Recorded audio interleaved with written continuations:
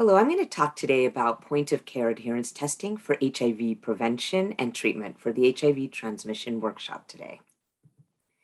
So in terms of monitoring adherence, I think it's important to remember that we in HIV medicine are not the only ones that have struggled with the chronic problem of adherence for long-standing medications. The World Health Organization has declared that more people worldwide would benefit from efforts to improve medication adherence than from the development of new medical treatments. Non-adherence has actually been labeled America's other drug problem, and only 51% of Americans treated for cardiovascular disease or diabetes are standardly adherent to their therapy. Same with the statin field. Taking medications where you feel well is hard to do.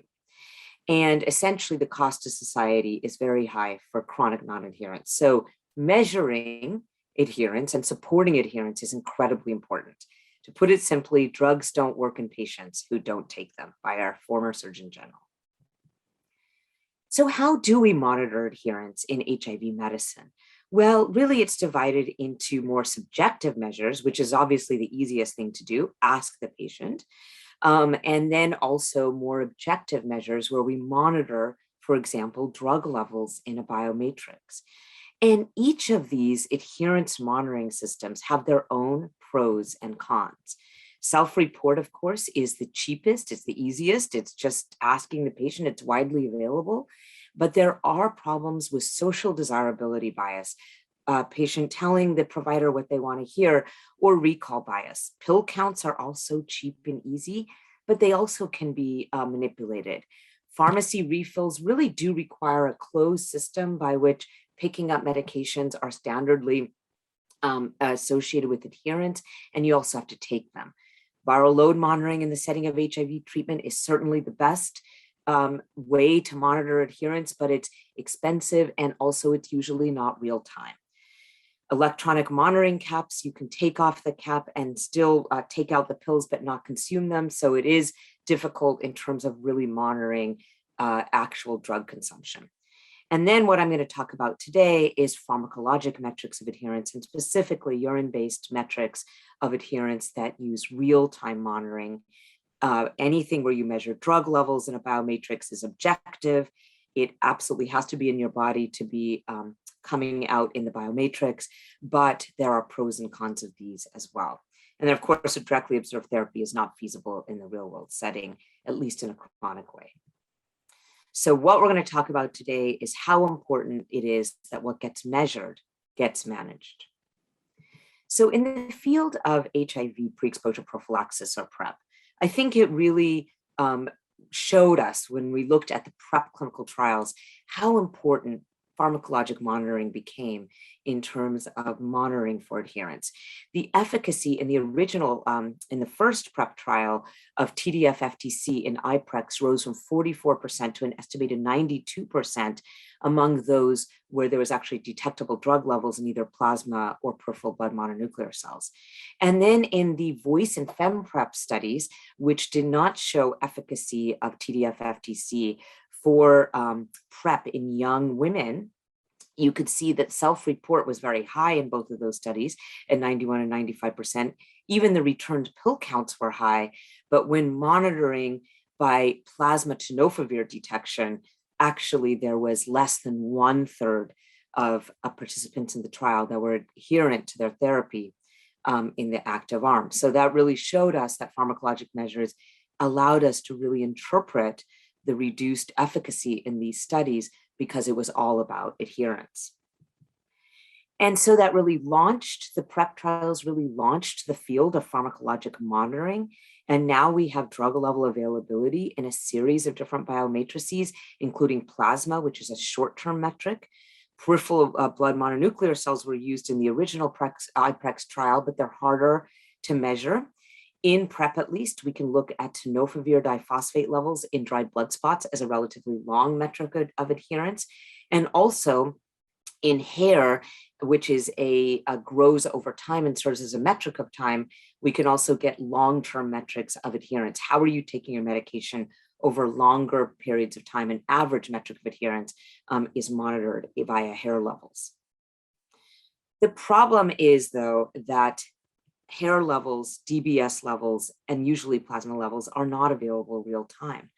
And importantly, even though long-term metrics of adherence are very useful, short-term metrics of adherence were actually predictive of PrEP efficacy in all of the major PrEP trials: Partners PrEP, TDF2, iPrex, FemPrep, and Voice. It was really, they all used plasma levels, and they were highly predictive of efficacy. So plasma levels, though it is a short-term metric, had utility in the PrEP trials, and urine levels are also short-term metrics, which launches what I'll talk about next, which are urine-based metrics of adherence for PrEP and treatment. So as I talked about, really therapeutic drug monitoring techniques that we talked about before, DBS, hair, and plasma are usually not available at the point of care. And they do usually take what's called a liquid chromatography tandem mass spectrometry as their machine to measure these drug levels in different biomatrices. These are usually expensive machines and also take lab-based personnel to perform those metrics. And because they're expensive, because they require trained personnel, and also because there is a sample processing time, they haven't really been adapted yet to real-time monitoring to use hair or DBS or plasma levels. And what really enables a real-time metric of adherence or point-of-care metric are antibody-based tests, which there is a method by which an antibody, like a pregnancy test shown here for beta-HCG, an antibody detects the drug that you're trying to monitor for, in this case, tenofovir, if we're talking about oral PrEP, and then that antibody shows you if you have tenofovir in your urine or in any matrix or not. And the importance of this can't be overestimated, because really a point-of-care pharmacologic adherence assay would allow feedback and other adherence interventions to be triggered right at the point of care in real time when the patient's in front of you or when the research participant is in front of you. And then that can trigger a series of adherence interventions that we know work, things like SMS texting, peer support, pillboxes, provider counseling, motivational interviewing, cognitive behavioral therapy. All of that can be triggered in real time at the visit, as opposed to later when you receive back the pharmacologic adherence metric or the viral load. So this really shows us from the Voice study that what Voice participants told us in qualitative studies, and this was published by the Voice investigators, is that there were qualitative quotes that said, you know, if you told me the blood test results immediately, then I could immediately know if I was taking PrEP adequately, and that would be more compelling for me to use the products properly. And others said, really, it's really important to detect adherence, but if you're not present, why wouldn't I just say that I'm adherent? And then after hearing the drug level results, that really made me want to make sure that I take it every day, because I feel like, why take it at all if it's not in my system? So all of these sorts of qualitative quotes really indicated the utility of a real-time metric. So because it requires antibody-based monitoring, the first step that needed to be done was to develop an antibody that would detect tenofovir. And again, this is really how all real-time urine-based testing works for either substances, for example, or the pregnancy test. They are very simple and they're accurate because they can only detect that specific compound. And so our laboratory, and other groups have done this as well, but our laboratory worked with a company, Abbott, and developed a tenofovir specific antibody for the immunoassay. We first scrutinized the molecule of tenofovir, figured out haptens or antigens that would be very specific and not look like what's already in our body, which is adenine, which is an endogenous nucleotide, and then injected those different haptens after synthesis into rabbits, and essentially kept on monitoring for antibody production that would link to and very selectively identify tenofovir. A selective antibody, after months of this work, was identified.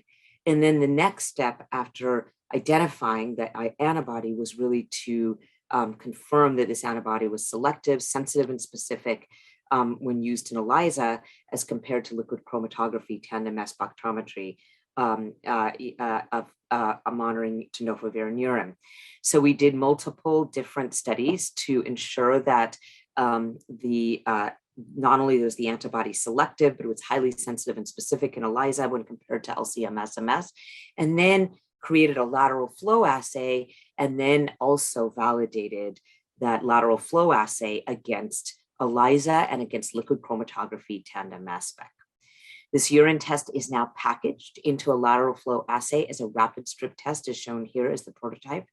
And essentially it's 97% accurate versus LC-MS, 98% accurate versus ELISA, and is ready to be tested and used and examined in studies for HIV prevention and treatment. So what are some of the studies that we've already examined? Well, one thing we wanted to do is look at the utility of this urine-based test to predict in the future seroconversion when looking at urine levels of that had already been collected in the major PrEP trials. So what we did is linked with the Partners PrEP investigators, and remember the Partners PrEP study was really the first study that showed the utility of oral PrEP in heterosexual couples. And this really led to the approval of pre-exposure prophylaxis for that purpose. And so because the Partners PrEP study, as shown on the left in this clinical infectious disease paper, had collected urine regularly in their study to monitor for renal function, we were able to go back in time and look at those urine samples and examine them for tenofovir levels using our lateral flow assay, and then see if not having tenofovir in your urine at various visits would later predict seroconversion. And in fact, that's exactly what did happen, is that a history of non-adherence or even having one or two urine levels that did not have tenofovir in them later predicted seroconversion on pre-exposure prophylaxis. So that really showed the utility in that study. And then because we wanted to perform this in a more diverse population, we also looked at other studies in the IPREX-OLE study and also in the iBreathe study, which is a PrEP study in transgender individuals, and saw the same thing, that a low tenofovir level in the urine at a point in time prior to seroconversion was associated and predicted later seroconversion on PrEP, which means that this could be really a useful monitoring tool in the clinic with pre-exposure prophylaxis to determine the need for very intensive adherence interventions to avert the negative consequence of seroconverting on PrEP. So this is exactly what we are now doing in a pre-exposure prophylaxis trial. This is a trial that is launched in Kenya. And really the design of this trial is to take 100 women who are not in serodiscordant partnerships, where usually adherence is certainly more, is better with serodiscordant partnerships, as we saw with the Partners PrEP study versus the FEM PrEP and the VOICE studies. So these are women who are not in serodiscordant partnerships, and we are randomizing them to essentially getting feedback on their adherence via the urine-based test at months 3, 6, and 9, or not getting feedback on her adherence with the urine-based test. And we are deep into this study, and we'll be able to report these results this time next year.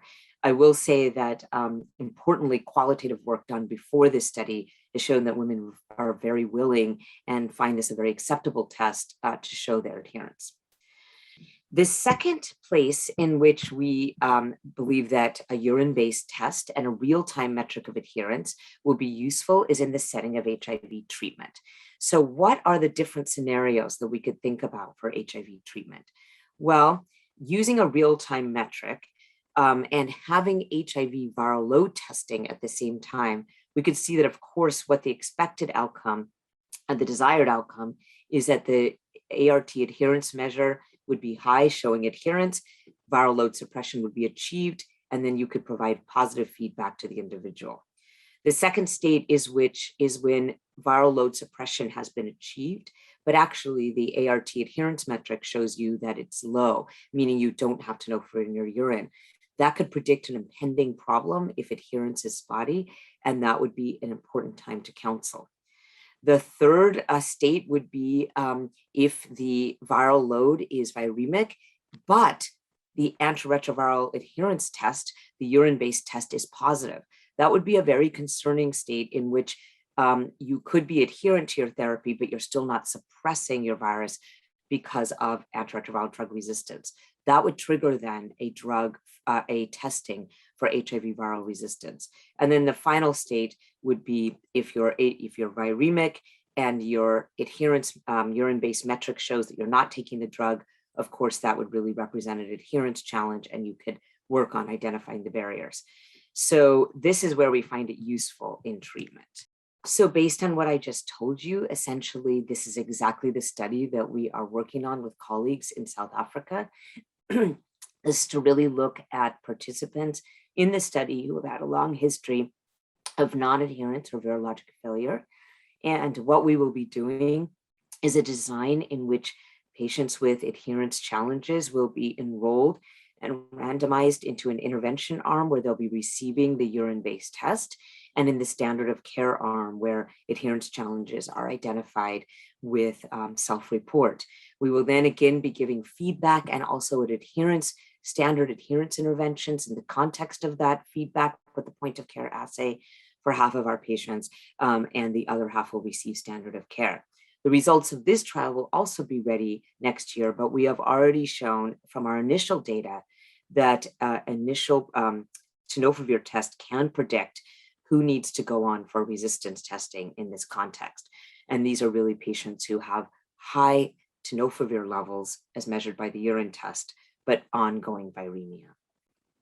And so in conclusion, pharmacologic measures have proven critical to the field of HIV prevention and treatment.